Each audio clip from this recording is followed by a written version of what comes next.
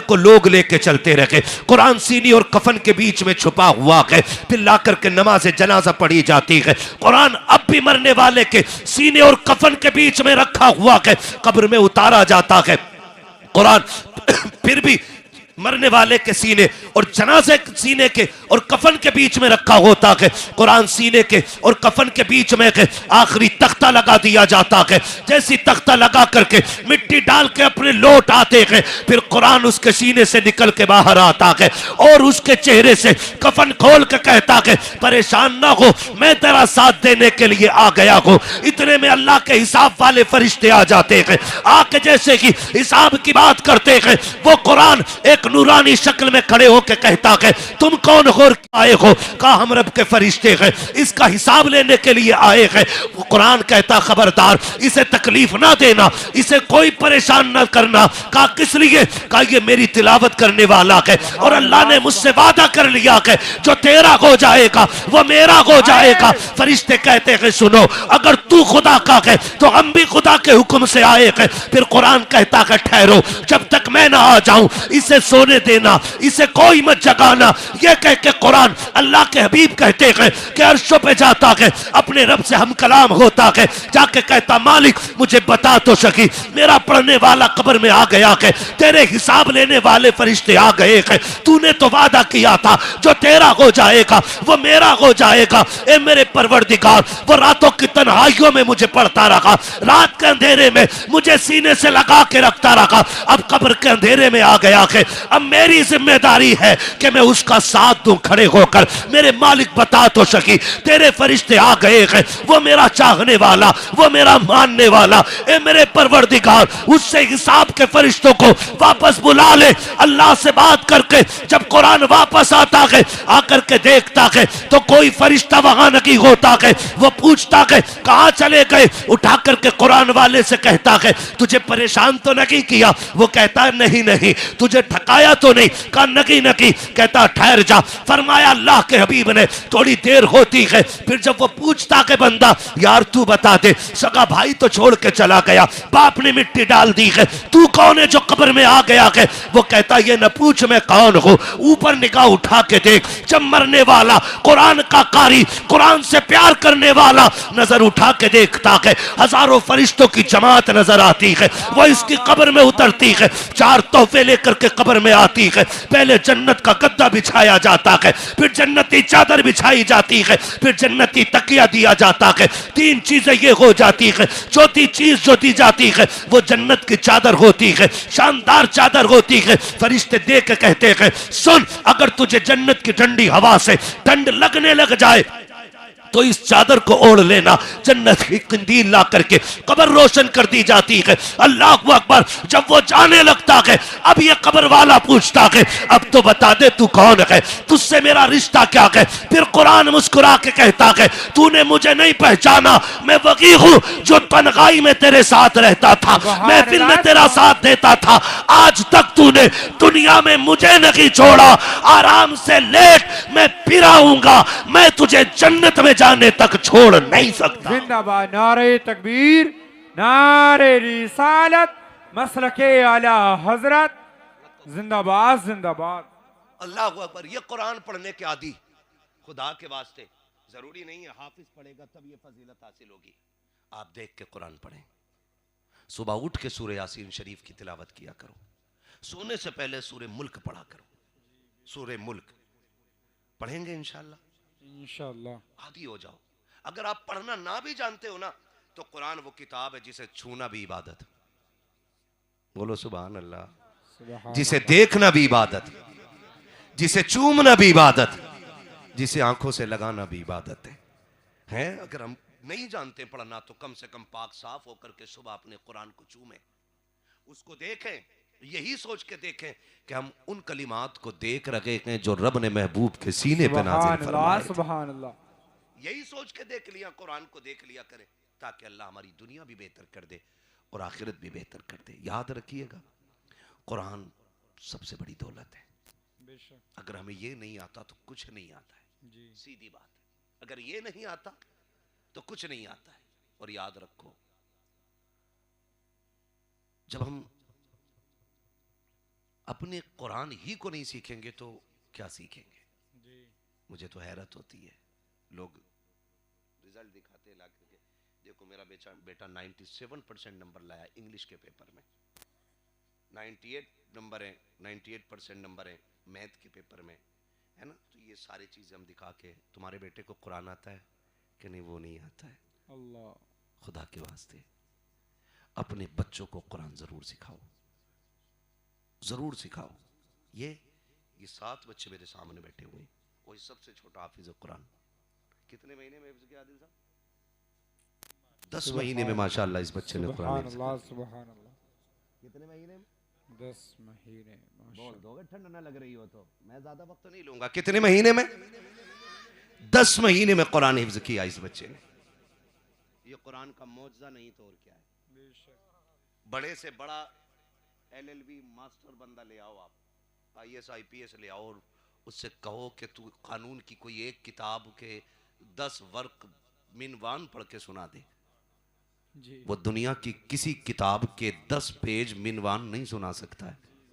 और हम कुरान के लिए उबैद रजा को दारुल उलूम गुलामाने मुस्तफ़ा से लेके आते हैं।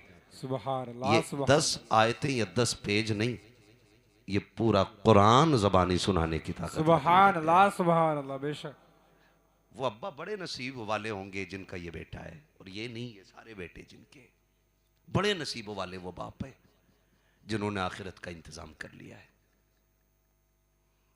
मैं जानता हूं बड़े बड़े करोड़पति लोग जायदाद छोड़ के गए और औलाद ने उनकी जायदाद पर डांस किया, उनकी बख्शिश के रास्ते नहीं खोले।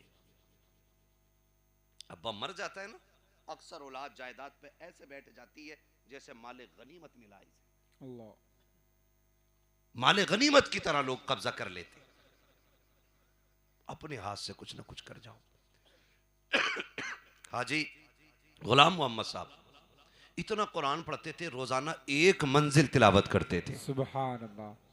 और 7 दिन में पूरा कुरान मुकम्मल कर लेते। सुभान अल्लाह, सुभान। ये बात इसलिए नहीं बता रहा हूं कि उनकी शान बयान हो, उन्होंने तो इज्जत पाली रब की बारगाह में। अब उनका जिक्र ना भी हो तो फर्क नहीं पड़ता है, इसलिए बता रहा हूं ताकि हमें और आपको कुरान पढ़ने का शौक पैदा हो जाए। यही हाजी गुलाम मोहम्मद साहब हैं। सुने जरा, आज बंदा झूठ सच बोल रहा है, अमीर बनने के लिए हराम इकट्ठा कर रहा है। यही हाजी गुलाम मोहम्मद साहब हैं। इन्होंने मेरे सामने मेरे वालिद से कहा था, कारी साहब कर्जा बहुत हो गया, बहुत परेशान हूं, मैं बहुत परेशान हूं, दिक्कत बहुत है, कर्जा बहुत है। मेरे वालिद साहब ने कहा था, जानते मेरे वालिद साहब को तो जानते होंगे, कारी हामिद अली, मैं शाहपुर का रहने वाला हूं। मेरे वालिद साहब ने कहा था, हाजी साहब रोज आना मगरिब बाद सूरह वाक़िया की तिलावत किया करें। सुभान अल्लाह। और इसके बाद दुआ का तरीका उनको बताया। मैंने खुद देखा 2-3 साल के अंदर अल्लाह ने फिर उनको इतना नवाजा कि मद्दे के दौर में मेरे सामने उन्होंने 2 लाख से ऊपर तो ज़कात के पैसे निकाले थे। सुभान अल्लाह, सुभान अल्लाह। अकीदा भी ऐसा होना चाहिए। जी बेशक। क्या नहीं है कुरान में? सब कुछ है, लेकिन जब बंदा चढ़ जाए हराम खाने पे तो फिर कुरान बरकतें नहीं देता है। आज भी गारंटी है, जाओ जो अमल उनका था वो अमल आप अपना लो, अल्लाह इतना रिस्क देगा कि नस्लों का गुजारा हो जाएगा। आज अल्लाह का शुक्र है, जब वो छोड़ के गए तो कितना छोड़ के गए होंगे। हम तो ये देख रहे हैं कि ये जमीन इतनी मदरसे के लिए कितनी होगी, लगभग ये 1.25 बीघे के करीब जमीन है, सुभान अल्लाह। ये सारी मदरसे के लिए दी है। और उनके भतीजे बता रहे थे आइंदा इंशाअल्लाह तालीम में और भी इजाफा करने की कोशिश है। हम चाहते हैं कि तालीम का मयार यहाँ तखस्सुस तक हो जाए। मैंने कहा जमीन कितनी है? कहा ये 1.25 बीघे, जरूरत पड़ी तो और भी आगे को बीघों में खरीद लेंगे। सुभान अल्लाह, सुभान अल्लाह। अल्लाह ताला इस इदारे को दिन दुनी रात चौगनी तरक्की आमीन, आमीन। और बरकतें अता फरमाए। अभी ऐलान कर रहे थे हारून भाई, तो कोई उठने को तैयार नहीं, सोच रहे थे यार बताओ अगर मैंने पैसे दे दिए ना तो भाई मेरा कल को बोटी कहाँ से आनी है? जी, है ना, गोश्त महंगा हो गया, वो सारा मदरसों से ही कटेगा, है ना। ये बंदा सोचता ख्याल करता है कि भाई ये कल का क्या होना है।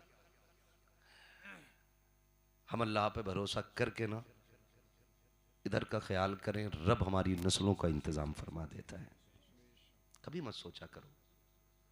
और आज ना 40वें से ज्यादा कोई याद ही नहीं रखता है। 40वें तक बड़ी चहल पहल है, अब्बा की कब्र पे जा भी रहा, फूल भी डाल लिया, जैसी 40वां खत्म, अब्बा खत्म। फिर बरसी में आ गए या शब कदर में या शब बारात में, कह रहे मुफ्ती साहब तुम तो थे जनाज में, कहा अब्बा किधर दफन हुए थे? अल्लाह। अब अब्बा बताओ खो गया इसका अब्बा। इस औलाद के लिए हराम हलाल कमाते हैं जी। जिसे बाप की कब्र का निशान भी मालूम ना रह जाए। अल्लाह। कह रहे अब्बा किधर दफन हुए थे? इन्होंने कहा यार थे तो यहीं। तो कुछ नहीं, फिर ये हमारी औलाद ना हमारे बाप की कब्रों के निशान भूल जाती है, बाप के कब्रों के निशान। अब्बाओं से गुजारिश करूंगा, असल ताल्लुक हमारा आखिरत से। किस चीज से भाई? सारे बोलो। आखिरत से। इंतजाम आखिरत का कीजिएगा। कोशिश कीजिए कब्रें ठंडी हो जाएं, कब्रें ठंडी हो जाएं, उसमें जहन्नम का गढ़ा न बनाया जाए, उसमें राहत का सामान बने। इसलिए आपसे गुजारिश है, ये इदारा है, मैं तो इसका फर्ज देख रहा हूं, है ना, और इदारे का रंग रोगन भी देख रहा हूं। सच बता रहा हूं, आज हारून भाई ऐलान कर रहे थे, मेरे जहन में बात घूम रही थी कि अगर आज हाजी साहब होते ना तो किसी के आगे हाथ फैलाने की जरूरत ही नहीं पड़ती। वो जीते भी मदरसे के लिए और मरते भी मदरसे के लिए। आज इतनी बड़ी अमानत हमें दे गए, हमारी जिम्मेदारी बनती है कि हम इस इदारे को जितना उन्होंने हमें दिया उससे कहीं ज्यादा आगे बढ़ा के इंशाअल्लाह इसमें तालीम को आगे किया जाएगा। करेंगे इंशाअल्लाह। इंशाअल्लाह। डाटा लगा के ना बोले, मुंह से बोले करेंगे इंशाअल्लाह। कोशिश इंशाअल्लाह। कोशिश कीजिएगा, अपने बच्चों को पढ़ाएंगे हम, और मदरसों का भी ताउन करेंगे। वरना लाख छोड़ जाओ या 10 लाख छोड़ जाओ, अभी तो है ना मेरा मकान, मेरी दुकान, मेरा बिजनेस, मेरा मेरा मेरा, अंधा कर दिया इस मेरे ने, और जबकि वो किसी का नहीं है। मैं हूं या आप हूं, बिल्डिंग कितनी ऊंची बना लो, वो मेरी भी नहीं है, आपकी भी नहीं है, सब कुछ अल्लाह का है। हम और आप क्या हैं फिर? मैं और आप तो खाली मुसाफिर हैं, खाली मुसाफिर हैं। कितने दिन के लिए आए? 60 साल, 70 साल, 80 साल, उसकी इस कायनात की हमें रखवाली करनी है और फिर हमें चले जाना। फिर किसका नंबर आएगा? हमारे बाद वालों का। यकीन ना हो तो देखो, जिस मकान में आप रह रहे हो ना, जिस पे आज आपके नाम की तख्ती लगी है, आपसे पहले आपके बाप की लगी थी, उनसे पहले उनके बाप की थी, उनसे पहले उनके बाप के नाम की थी, और तुम्हारे बाद तुम्हारी औलाद की, फिर उसकी औलाद की, फिर उसकी औलाद की। ये तख्तियां बदलती रहेंगी, मकान नहीं बदलने, किराएदार बदलते रहेंगे। कोशिश ये कीजिएगा कि जो असली हमारा ठिकाना है कब्र, उसको बेहतर करेंगे इंशाअल्लाह। करेंगे सारे लोग इंशाअल्लाह। इंशाअल्लाह। उसको कीजिएगा कि वो हमारी कब्र ठंडी रहे, उसका इंतजाम बेहतर हो जाए। वहां कोई बल्ब नहीं है, वहां कोई ट्यूबलाइट नहीं है, वहां कोई पंखा, कोई फ्रिज, कोई कूलर नहीं है। वहां सबसे बड़ा कूलर यही है, अपने पीछे कुरान पढ़ने वाले छोड़ जाइएगा, ये सबसे बड़ा पंखा हो जाएगा आपकी कब्र के लिए। वहां पे आप कुरान पढ़ने वाले छोड़ जाइएगा। हाँ, अगर आपने ये काम कर लिया तो आप सबसे ज्यादा होशियार आदमी है। होशियार वो नहीं, मैं अक्सर कहता हूं जिसके पास जमीनें हैं, फैक्ट्रियां हैं, मीलें हैं, वो कामयाब नहीं। कामयाब वो है जिसके पीछे कुरान पढ़ने वाले हैं। ये हाफिज कुरान बैठे, मैं मानता हूं लोगों का नजरिया क्या मिलेगा हाफिज जी बना के, 5,000, 10,000, 15,000। मैं कसम खा के कहता हूं इन्हें रुपए तो कम मिल सकते हैं, लेकिन इज्जत इन्हें सबसे ज्यादा मिला करती है। बेशक बेशक। ऐसे ही है कि नहीं भाई? इज्जत इन्हें सबसे ज्यादा मिला करती है, सबसे ज्यादा इज्जत इनको मिलती है। पूछो, एयरपोर्ट पे जाते, जहां कुर्ता टोपी वाला बैठा होता, वहां करवट में कोई आके भी नहीं बैठता है। हाँ, करवट में भी कोई नहीं बैठता है। आप कितने भी पैसे वाले हो जाओ, क्लीन शेव हो, शूट बूट में हो, तो कंडक्टर कहता हटिए जरा इधर को। बस का कंडक्टर कह देता, जिसके कपड़े कई जगह चपटे होते, हटना जरा इधर को। और आप अगर चेहरा सिर्फ इल्म वाला वाला बना लो ना, उलमा वाला चेहरा सिर्फ, तो आप अगर छोटे भी हैं ना तो कुछ भी नहीं कहेगा, तो मुल्ला जी जरूर कह देता है। बेशक ऐसे ही होता है कि नहीं भाई? तो अल्लाह ने इसमें इज्जतें बड़ी रखी हैं। और छोड़िए, उन्हें उठा के लाओ जो सोने के लुक़मे खाते हैं। मैं इन्हें लेकर के आता हूं जो दाल, पानी, रोटी सारी सूखी गीली खाते हैं। मैं इन्हें लेकर के आता हूं। फिर आके चेक कीजिएगा मुश्किलें किन पे ज्यादा हैं, आफतें किसके साथ ज्यादा हैं। ये पतली दाल खाने वाली जमात, ये ठंडे फर्श पे सोने वाली जमात, खुदा की कसम उतनी परेशान नहीं होती जितना करोड़पति परेशान नजर आता। अल्लाह बेशक क्योंकि सुकून भी अल्लाह की तौफीक से मिला करता है। बेशक बेशक सुकून भी अल्लाह की तौफीक से मिला करता है। ये एक बहुत अजीम इदारा दारुल उलूम गुलामान मोहम्मद, अल्लाह करे ये इतना चमके कि पिपलसाने की तारीख बन जाए कि तखस्सुस तक अगर किसी इदारे में तालीम हो रही है तो सकलैनी मस्जिद के पड़ोस में जो मदरसा है वो उसके अंदर हो रही है। आप सब कोशिश कीजिएगा, करेंगे इंशाअल्लाह, इंशाअल्लाह करेंगे। मैं उन लोगों को मुबारकबाद पेश कर दूं जिन लोगों ने इन बच्चों को खाना खिलाया है। बेशक एडजस्ट कर लेते हैं, 55 बच्चे हैं और पड़ोसी खाना खिला रहे हैं, पिपलसाने के बस्ती वाले। माशाअल्लाह बड़ा काम उन्होंने कर लिया है। अभी आपने सैयद बख्तियार साहब से आपने सुन लिया है कि क़यामत में बड़े काम आएंगे। एक गिलास पानी के बदले में भी ये जन्नत दिलाने की पावर रखेंगे मैदान क़यामत में। सुभान अल्लाह। कोशिश ये कीजिएगा हमारे घर का कुछ रिज़्क़ कुरान वालों के काम आ जाए। बेशक ये कोशिश कीजिएगा हमारा कुछ पैसा कुरान वालों के काम आ जाए। हम क्या समझते हैं, हम सिर्फ अब्बा का 40वां भारी करके करा देते हैं।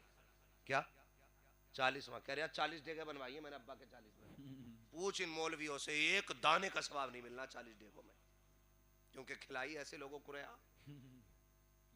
सारे वही आ रहे हैं जिनके ये वली में खा के आया, उन्हें अब्बा का 40वां खिलवा रहा है, कोई सवाब रत्ती भर नहीं मिलना है। वो मसला के आला हजरत में तो इसकी इजाजत ही नहीं, बेशक मैयत की रोटी दावत करके खिलाने की, और हमने सबसे ज्यादा फायदा इसी में ही उठाया। मसला के आला हजरत का बरेली वाले हैं, तीजे में बिरयानी जरूर बनेगी, 40वें में 4 भगोने बनने, कुछ नहीं होना है। इधर मरने वाले के वारिसों पे कर्जा चढ़ता है, उधर कब्र में वो करवटें बदलता। मौज आती है ठलवों की जी।